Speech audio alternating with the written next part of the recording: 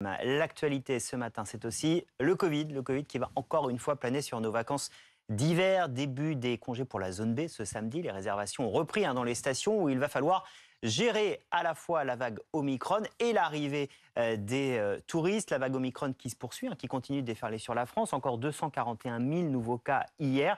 C'est en baisse, mais le virus circule toujours. Anne-Laure Bans, vous êtes au Jet en Haute-Savoie. Du coup, comment font les touristes, comment font les stations pour s'organiser face à cette vague Omicron et en même temps au flux de touristes ?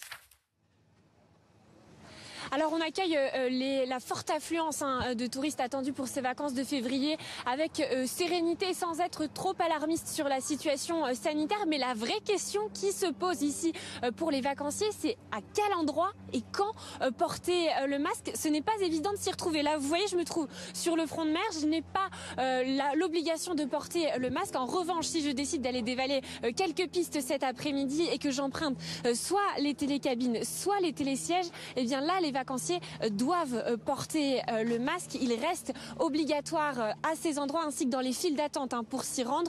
C'est une mesure qui reste obligatoire et qui a été décidée par la préfecture de la Haute-Savoie. Une mesure respectée de manière très aléatoire parce que tous les vacanciers ne sont pas au courant de cette réglementation.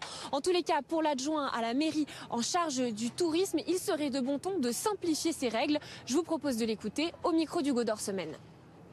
Nous avons les mêmes réglementations que sur tout le territoire national. Par contre, monsieur le maire a exigé quand même, d'ailleurs j'ai été avec la police municipale il y a une demi-heure, où il mettait en place un affichage en recommandant quand même le masque dans tous les espaces, notamment dans la rue du Centre et dans tous les espaces où il y a une concentration de personnes. Vous l'avez entendu, l'adjoint au maire a cependant souligné que le port du masque reste fortement recommandé dans les zones de forte affluence ou là où les touristes se regroupent, ainsi qu'à l'intérieur des magasins. Une mesure qui ne va cependant pas empêcher les touristes de profiter des joies de la glisse. Anne-Laure Bans avec Hugo Dorsemaine. Et on voit effectivement ces files d'attente avec assez peu de masques, il faut bien se le dire. Benjamin Davido, bonjour, merci d'être avec nous.